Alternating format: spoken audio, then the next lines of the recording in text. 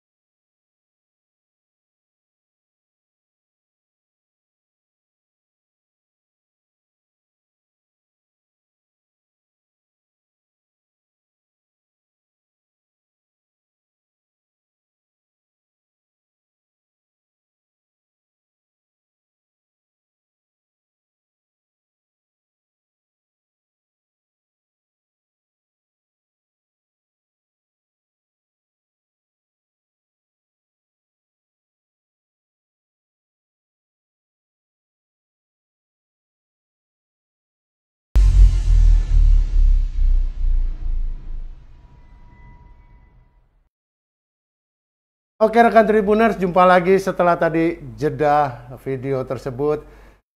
Kali ini saya sudah menghadirkan. Yang tadi pasti rekan-rekan Tribuners bertanya, siapakah yang akan saya panggil kali ini adalah sudah hadir di studio kita, yakni Bapak Parista Tarigan. Selamat sore Pak, saya memanggilnya enaknya apa nih? Pak Tarigan saja ya Pak Tarigan ya. Boleh. Selamat sore Pak Tarigan, apa kabar Pak Tarigan? Ya, sore Pak Dayan. Iya. Alhamdulillah baik ya. Nih, rekan Tribuners, Pak Parista Tarigan ini adalah salah satu petani yang menggunakan bibit topaz untuk kebunnya. Dan beliau sudah, alhamdulillah sudah panen. Dan saya akan berdiskusi, akan ngobrol-ngobrol sedikit dengan Pak Parista tentang apa yang sudah dilakukannya dengan bibit topaz. Boleh Pak Parista sedikit mengenalkan kepada rekan Tribuners, Pak Parista? Boleh. Nama saya Parista Tarigan. Iya. Saya tinggal di Tapung Hulu, Pak. Tapung Hulu ya, Ya. Pak Parista. Oke. Sehari-hari Pak Parista itu kabarnya punya kebun di sana ya, Pak Parista ya. Iya. Nah, tadi kan saya sudah panjang lebar nih ngobrol nih ya, Pak Parista yang ngobrol soal petani, soal keunggulan bibit topaz segala macam. Nah, kali ini saya pengen dengar penjelasan langsung dari Pak Parista, Pak Tarigan lah saya bilang, Ya, Pak ya. Tarigan yang sudah menggunakan bibit topaz langsung. Mungkin Pak Tarigan bisa bercerita bagaimana pengalaman Pak Tarigan menggunakan bibit topaz kepada rekan Tribuners, Pak Tarigan. Pengalaman di Topaz tahun 2014, Pak ya. 2004. 2014 saya ada beli lahan lebih kurang 2 hektar. Oke, di Di Tapung Hulu. Tapung Hulu. Oke. Jadi 2014 itu saya beli lahan itu 2 hektar. Tapi dia sudah ditanami sawit, tapi nggak bagus. Oke, ini awalnya ya, Pak Ya, Tarigan. awalnya. Oke. Nah, baru saya tumbang sawitnya yang kurang bagus tadi, lebih kurang 80% lah, karena masih kecil. Oke. Bapak cabut lah ya. Ya, saya Oke. cabut. Mhm. Saya bingung-bingung nih, narik bibit kemana ya? Mhm. Bibit kemana? Jadi ada temen ngomong, Iya. bibit topaz itu ada bagus. Di mana? Di Tapung Hulu. Tapung Hulu di mana? Saya Iya, nggak tahu. Kan begitu. Iya namanya. Wah, jadi Pokoknya cuma baru dengar namanya aja ya. Jadi kata orang Asian Agri. Oke, oke. Nah, jadi tahun itu saya jalan-jalan aja ke Asian Agri, masuk, saya bertanya, Pak, ada jual bibit? Ada. Mhm. Nah, saya ngomong-ngomong pada saat itu kalau nggak salah manajernya Pak Barus ya. Iya, oke. Pak Barus, Oke. dengan kantornya Aryadi tuh. Mhm. Nah, Tahun itu ya, Pak ya? ya, Tahun itu 2014. Jadi 2014. saya tanya, boleh nggak beli bibit di sini? Boleh. Mhm. Nah, hasilnya bagaimana? Ya ini mungkin di atas 30 ton lah hasilnya nanti per tahun itu per hektar Pak Tarigan. Oke. Oke. Boleh lah kalau begitu saya belilah. Mhm. Mereka menjawab, di sini uang nggak laku, Pak. Oh, rekan Tribuners, jangan salah loh, yang dimaksud uang nggak laku ya karena tadi ya Iya. harus ada prosedurnya ya Pak Ada Tarigan. prosedurnya, Pak. Nah. Masukkan uang Bapak di Ke- rekening, iya. Bank Panin. Oke. Baru Bapak lapor kemari, kita akan siapkan bibitnya. Oh, oke. Begitulah kira-kira Awal perkenalnya. perkenalannya, Pak. Lalu ketika bagaimana waktu setelah melakukan pembayaran, Bapak langsung mendapatkan bibitnya? Kita jemput kembali pakai Oke. mobil kita. Dikasih sertifikat, Oke. dipilihkan bibit kita yang bagus. Iya. Mereka berikan pengarahan. Nanti kalau Bapak ada keluhan, tanya kembali kepada kami. Oke. Itu yang disampaikan ke Bapak. Iya. Setelah itu Bapak pulang melakukan penanaman? Ya, saya tanam kembali, ya udah. Nggak ada masalah.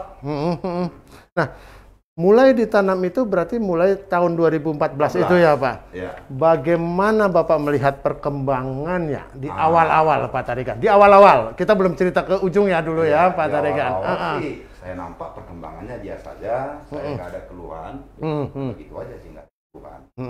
Nah, jadi untuk perkembangan berikutnya di awal 2015, Oke. nah, ada lagi keluarga mengajak, Oh, bagaimana kita kalau mau nanam sawit? oke. Boleh juga nih, Ya. tapi uangnya bagaimana? Iya, iya. Nah, itulah terjadi kita patungan akhirnya. Oke. Dapatlah lebih kurang 20 26 hektar. Iya. Itulah dia. Nah, ditanam. Ada nggak kendala-kendala di awal waktu itu Pak Tarigan? Kalau di awal enggak. Di awal tidak ya? Tapi di tanah yang 26 hektar ini pas pada tahun panen ke tahun kelima ya. Tahun kelima, 3 oke. tahun kita nanam, Oke. kan berbuah. Ya, tahun keempat berbuah. Berbuah. Tahun kelima berbuah, tapi ini tahun ketiga. 3 ya. Tahun ketiga berbuah. Kita udah punya kendala. Oke. Nah, bisa ceritakan supaya rekan Tribuners juga memahami ya rekan Tribuners, apalagi kendalanya di mana Pak Tarigan? Kendalanya bagi saya itu buahnya itu kurang banyak. Oke. Karena mereka ngomong buahnya sekian, ternyata tidak. Oke. Ya rupanya saya salah pupuk, Pak. Oh, lalu bagaimana Pak Tarigan bisa mengetahui ada kesalahan itu Pak Tarigan? Kita kan tanya kembali ke Asian Agri. Oke. Sawit saya ini kok buahnya nggak ada. Kendalanya apa Pak? Pada awal itu kalau nggak salah Pak ya, awal-awal COVID Pak. Oke. Kita telepon mereka, mau nggak berkunjung ke kebun kita? Jawaban mereka, kami bukan nggak mau Pak Tarigan, tapi ini karena kan situasi. Iya. Nggak ada salahnya kalau Bapak mau WA dulu. Oke. Foto-foto daun sawit Bapak kepada kami akan analisa, mungkin dapat masalahnya. Oke. Artinya pihak Asian Agri merespon ya Pak Tarigan. Walaupun kita tahu waktu itu pandemi, tapi dengan komunikasi jarak jauh, akhirnya terjalinlah komunikasi. Setelah itu bagaimana Pak Tarigan? Kita direkom dengan pupuk Pak. Oke. Pupuk direkom, dosisnya, merek pupuknya, baru dosisnya. Itu aja Pak. Oke. Nah, rekan Tribuners, di depan tadi ada semacam grafik ya, bagaimana yang ini grafik ini bukan main-main karena memang ini dari catatan Pak Tarigan sendiri ya Pak Tarigan. Ada grafik di mana ini adalah masa lahan punya Pak Tarigan sendiri, yakni yang grafik 2 hektar ya. Ya Pak Tarigan ya. Ini yang grafik 2 hektar. Yang 2 hektar, iya. Ya, ini hitungan rekan Tribuners, ini hitungan per hektar dan ini tidak main-main rekan Tribuners. Dalam grafik itu dijelaskan bahwa awalnya boleh dibilang jauh sekali ya Pak Tarigan ya. Inilah yang tanam 2014 Pak. Tanam 2014 dari Februari itu hanya sekitar 2,1 Januari. Kemudian yang ini sampailah akhirnya Pak Tarigan itu sampai di angka 24,2 ya. Ya. Itu mungkin sampai September Pak. Itu baru September. Sampai bulan September saja rekan Tribuners, angkanya sudah di angka 24,2. Nah, rekan Tribuners, ada satu lagi grafik yang akan disampaikan dan ini grafik ini bukan rekayasa atau tidak, tapi inilah catatan Pak Tarigan ya Pak Tarigan.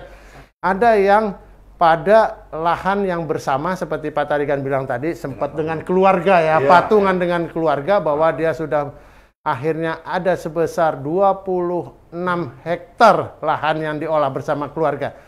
Rekan Tribuners, di sana terlihat bahwa pada tahun sebelumnya 2020 di 2000 ini masih 2020 pada Januari itu angkanya sangat kecil sekali rekan Tribuners ya. Ini pada sekitar 0,5 per hektar itu ya kan, per hektar ini. Kemudian terus naik sampai pada angka di 10,1 di Desember 2020 rekan Tribuners. Ya, jadi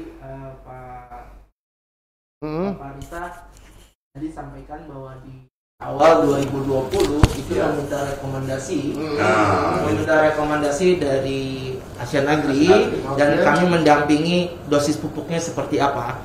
Jadi kalau kita lihat setelah melakukan menjalankan rekomendasi pupuk yang Asian Agri berikan, memang pupuk sawit itu tidak langsung diberikan hari ini, langsung besok produksinya bagus. Karena ada prosesnya. Dan kalau kita bisa lihat dari grafik ini sendiri, jadi 2010 itu sudah 2020 itu sampai dengan Desember 2020 totalnya produksinya baru mencapai 10,1 ton per hektar.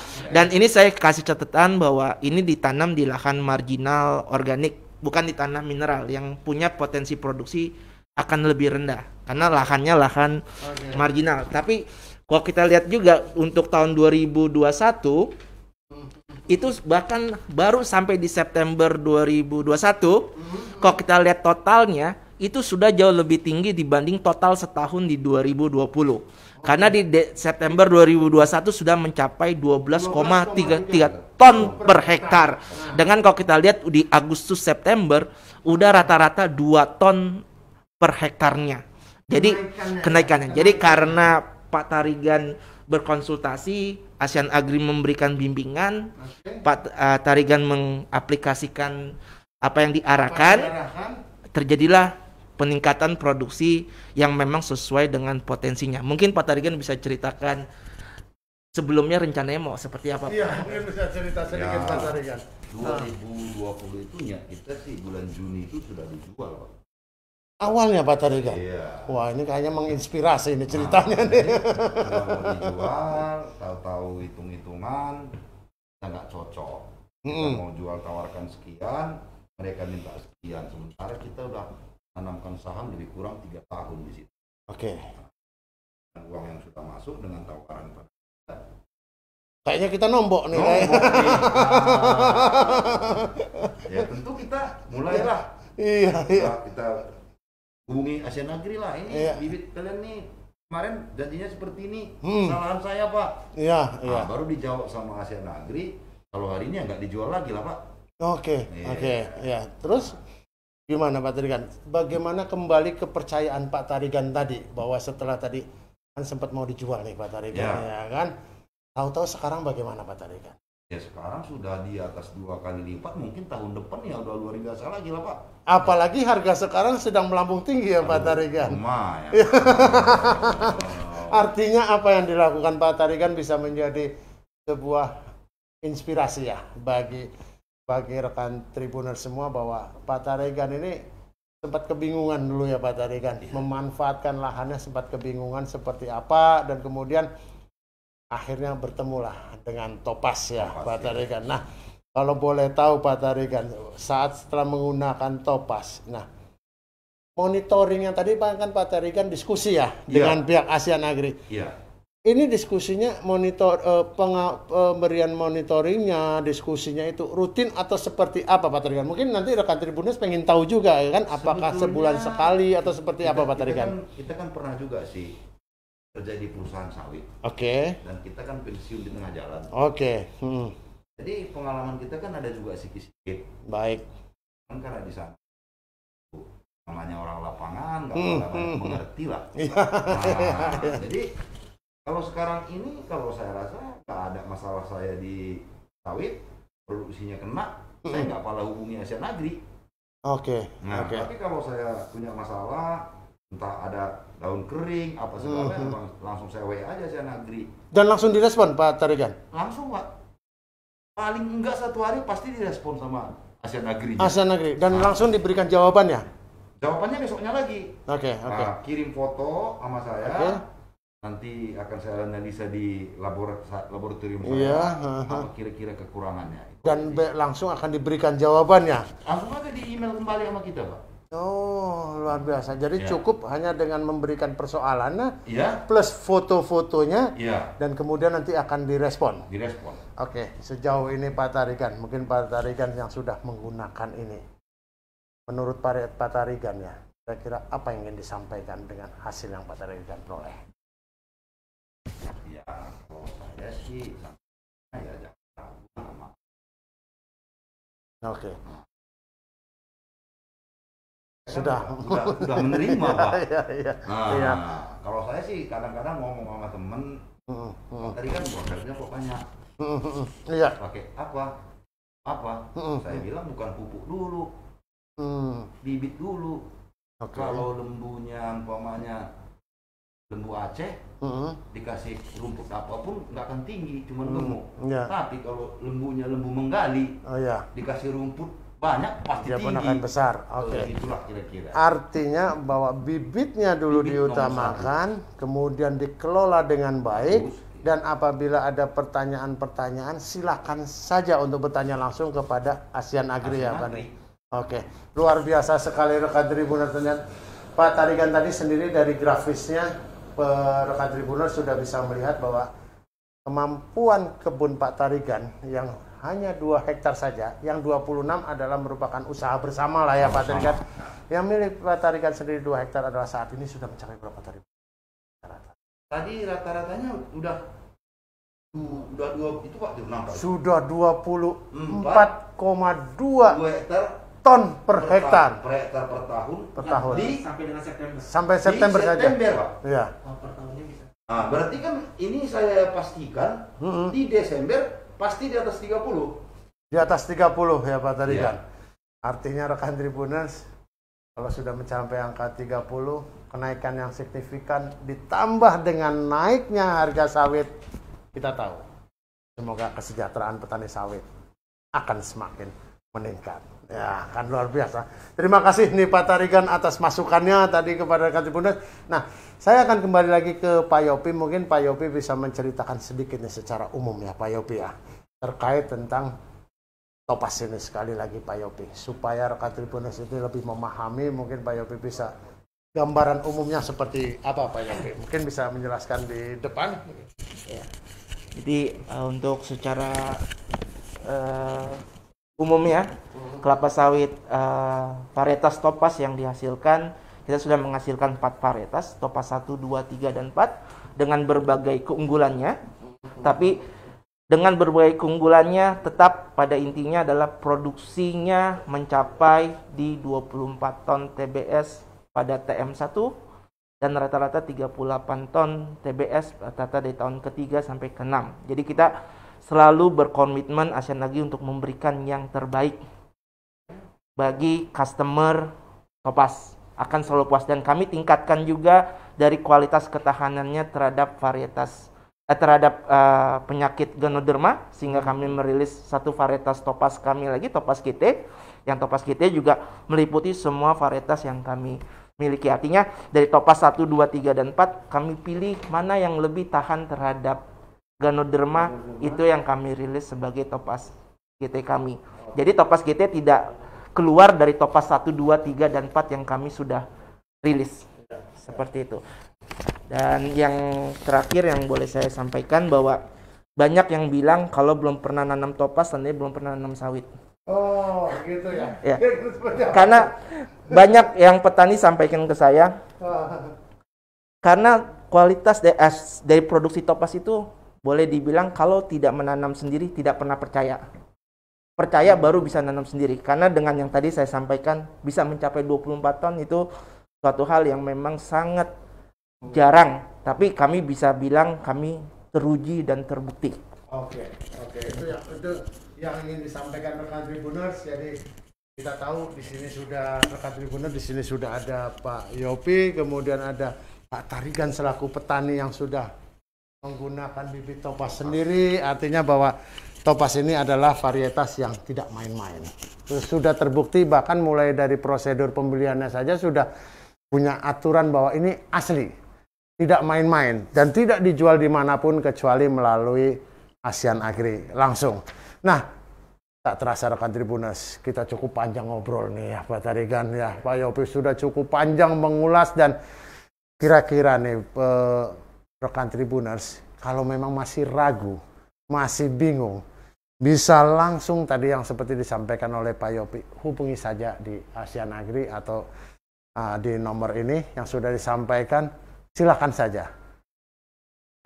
Pertanyaan Anda akan langsung direspon oleh pihak Asian Agri untuk memberi penjelasan. Seperti yang tadi juga disampaikan oleh Pak Tarigan, ketika ada masalah WA langsung ya Pak Tarigan, juga langsung direspon oleh ini. Nah, rekan Tribuners, di penghujung acara ini sudah ada beberapa jawaban yang tadi pertanyaan dari Pak Yopi bahwa varietas apa saja yang dihasilkan. Ini sudah ada Topaz 1, 2, 3, 4 dan Topaz GT. Kemudian juga ada beberapa yang menyampaikan juga hasilnya itu 24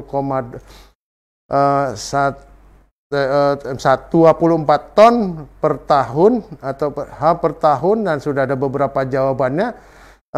Untuk jawabannya siapa yang terbaik ya Pak Yopi, nanti akan dihubungi oleh pihak Tribun Pekanbaru. Artinya nanti jawaban-jawaban tadi akan kita pilih 2 jawaban dari pertanyaan Pak Yopi tadi yang menarik untuk mendapatkan giveaway, dan kemudian tadi 3 pertanyaan menarik akan kami hubungi untuk bisa segera mengambil hadiahnya. Rekan Tribuners, waktu jualah yang memisahkan kita ya. Kita ngobrol panjang lebar, tapi jangan sungkan-sungkan rekan Tribuners. Seperti yang tadi sudah disampaikan bahwa silakan saja kontak Asian Agri. Rekan Tribuners akan mendapatkan jawaban-jawaban yang luar biasa. So, tunggu apa lagi? Kontak di nomor yang tadi, bertanyalah jika memang kurang puas ya Pak Yopi dan tim akan menyampaikan jawaban-jawaban atas pertanyaan Anda yang ingin mulai menanam kelapa sawit dengan varietas Topaz. Saya Syarif Dayan bersama Pak Yopi dan Pak Tarigan yang sudah menggunakan bibit Topaz mengucapkan terima kasih atas perhatian rekan Tribuners semua. Dari studio Tribun Pekanbaru saya mengucapkan Assalamualaikum warahmatullahi wabarakatuh dan selamat sore.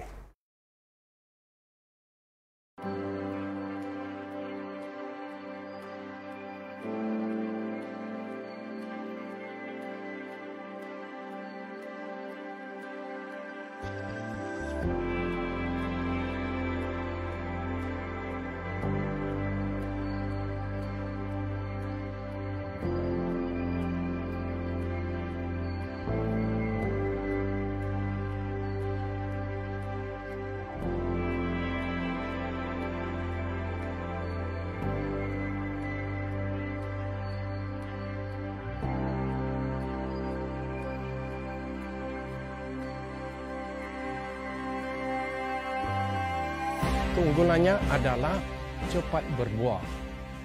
Jadi kalau kita sudah tanam sekitar 9 bulan, 10 bulan setelah tanam sudah mulai produksi bunga.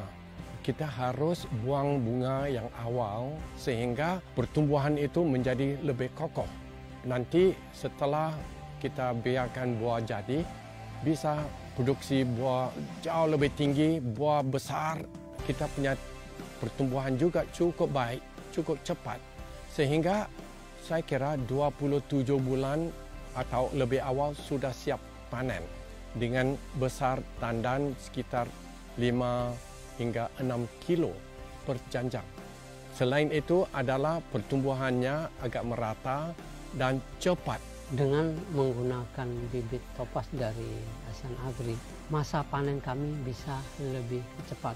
Ya kurang lebih 28 bulan kami sudah bisa panen.